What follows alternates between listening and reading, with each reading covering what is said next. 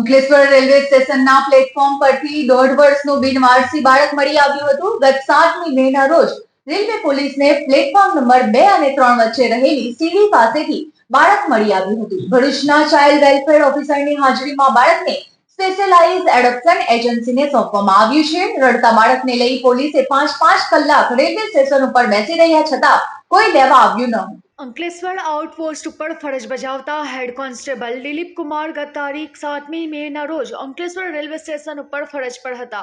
તેઓ આવતી જતી ટ્રેનના પેસેન્જરો પર નજર રાખી રહ્યા હતા. આ અરસામાં બપોરે 2:15 વાગ્યાના પ્લેટફોર્મ નંબર 2 અને 3ની વચ્ચેના ભાગે સીડી નીચે એક 1.5 વર્ષની બાળક બિનવારસી હાલતમાં મળી આવ્યો હતો. બાળક બિલકુલ બોલી શકે તેમ ન હોવાથી તેમણે તેમના અન્ય પોલીસ કર્મીઓની ટીમ સાથે રેલવે સ્ટેશન વિસ્તારમાં તેના માતા પિતાને શોધવાનો પ્રયાસ કર્યો હતો. જો કે તેનો કોઈ પત્તો ન લાગતા તેમણે ઘટનાના પગલે અજાણ્યા લોકો સામે બાળકોને ત્યજી લેવાના ઈરાદે અરક્ષિત અવસ્થામાં છોડીને ભાગી ગયા મુજબના ગુના હેઠળ ફરિયાદ નોંધી હતી. તેમજ બાળકને ભરૂચની ચાઇલ્ડ વેલફેર ઓફિસરની હાજરીમાં બાળકને સ્પેશિયલાઇઝ્ડ એડોપ્શન એજન્સીને સોંપવામાં આવ્યું હતું. બાળકના માતા પિતાની નિષ્ઠુરતા એ છે કે આજે 5મો દિવસ થયા છતાં હજુ સુધી બાળક શોધવાની દરકાર સુદ્ધા કોઈએ લીધી નથી.